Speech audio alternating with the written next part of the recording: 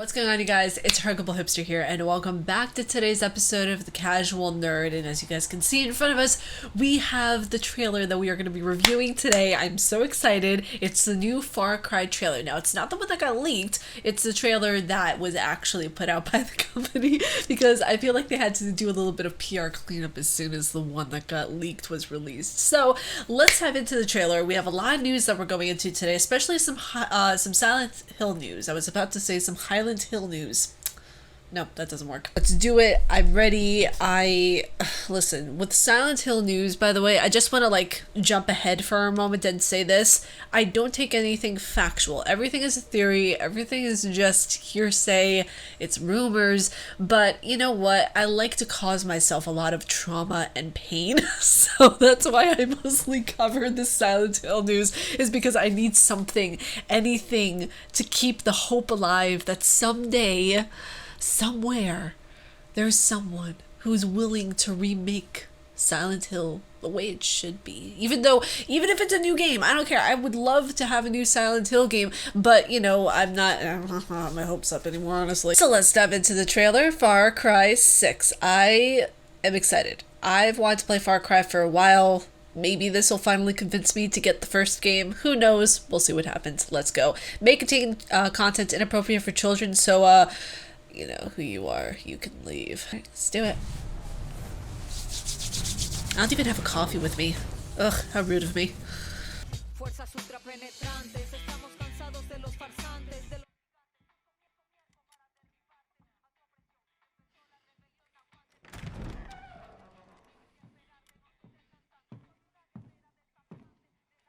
It's beautiful, amigo.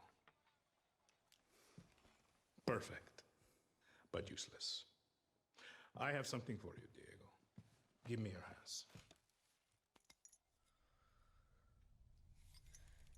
Papa. Now, the grenade is simple. It has 4 basic parts. The shell, Excuse me? which contains the explosive, the fuse, the handle, and of course, the pin. Damn, the graphics look so good. Sorry, that just made me. I wanted to say the graphics look so good. Oh, and then he did that. Okay, I'm fine. God, I was about to say, don't put a grenade in your son's hand. Jesus Christ.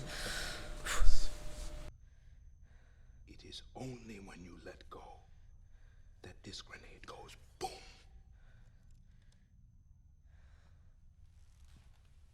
Follow me. He's like, oh, what am I doing here? You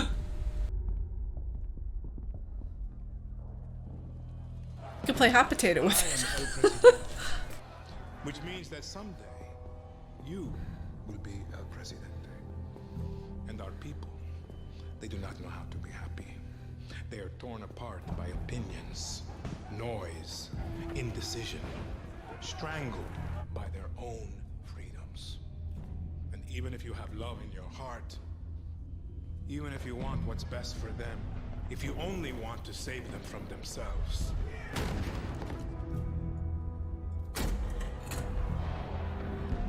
This looks really good. everything you say, do, This looks believe really good. will be wrong.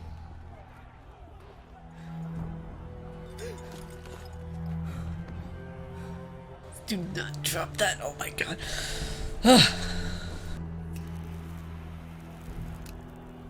Oh, that is an amazing light. Did you see that? That had some swag to it. Look at that lighter.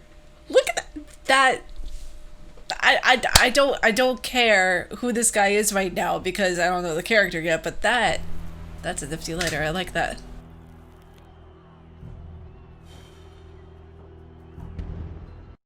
God, the character work is so good. I'm sorry. I absolutely love this. Looks like on par with Naughty Dog. Like, this looks so good. This looks so good. Like, the way that they did the wrinkles in the face, the way that they did, the beard and the mustache and, the hair, and just the way that they made it, shine in the sun. I'm sorry. I love it so much. It's great. Call you evil. A monster. And give you this. Tell me, are you evil? Are you a monster?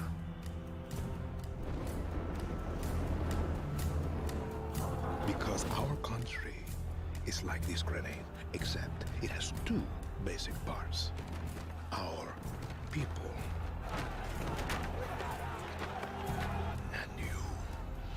and you must clutch them nice and tight, or we all go boom. Wow. This is really, really good. I like this a lot. The voice acting is superb.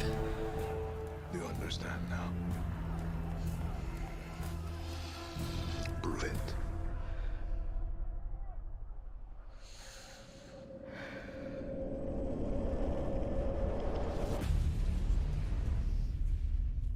Wow.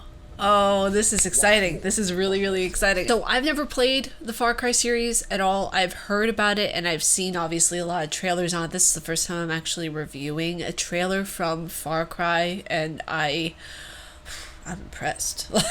Like, I can tell they're taking from bits and pieces of history, and I feel like this might be the first time that history is represented correctly within a game. So, I mean, this might be the first Far Cry game I actually get. Let me know down in the comments below if you guys are Far Cry fans, if you guys would suggest me getting the newer game that's going to be coming out, or would you guys suggest going back to the very first one? And my most important question for you guys, is Far Cry a story that goes in one linear line? Like, does it continue from game to game to game, or is it broken up kind of like an Assassin's Creed kind of way, where you have one game has one story and then another game has another completely different story and plotline? So that'll be interesting to see from the responses that I get. But let's move on to the next news story. So it says here in the article that a rare Super Mario becomes the highest selling video game. Yep, I mean, we've been new, but seriously, yep. Now it goes into saying in the article that a rare version of the classic 1985 Super Mario Bros. Has sold in an auction for $114,000, which is roughly 90,000 euros. And that's the only thing I have to say is woof. Can you imagine buying a video game for 114K? Like, if I had that much money, I probably would. But still, that's not the point. You imagine somebody had that much plus more in their bank account. They're like, sure, what the hell, I'll buy that. Cartridge still in its original packaging, sold to an anonymous bidder, and the US auctioneer said demand was extremely high, partially because this particular packaging has been used for a short while only. Okay, so that explains a lot of it. The fact that, packaging is the be-all, end-all of a lot of why video games are sold the way they are. Because let's be realistic about it. Are you more likely to get a game that has a really well done graphic design? Or are you going to get something that looks like a tin can that came out of the ocean? People actually are collectors of designs, believe it or not, more or less than they are of the actual game. And look at it, just because the packaging looks nifty and it looks really nice and collectible. I mean, I am one who is a firm believer that packaging is just as important as the content inside, but you should make the content inside match what you're going with the packaging. That way everything has one vibe to it. Everything is similar in how you're dealing with it. Because if something is a crappy product but it has a really great packaging, then I don't vibe with that. So next up, let's get into some PlayStation news, where it states here in the article that coronavirus, Sony to double PS5 production to meet demand due to the pandemic. It goes into saying here that Sony is reportedly boosting production of the upcoming PlayStation 5 console with an expectation that home entertainment demand will be higher due to the coronavirus pandemic. On the same token, though, I would have thought that Sony would have waited at least a few months until the release. I know that they're releasing it this year during the holiday season, but I thought they would have at least waited until maybe January or February, considering the fact that people are just now starting to get back on their feet from COVID. And even some people can't even leave the house yet, because there are some, like myself, who have medical conditions and are predisposed to get sicker a lot faster and a lot quicker than those who have more well-balanced and more regulated immune systems, if that makes sense. So, you know, it really shocks me that they're actually pushing to create more of them instead of just saying, hey, let's wait to hold it just for a moment over here.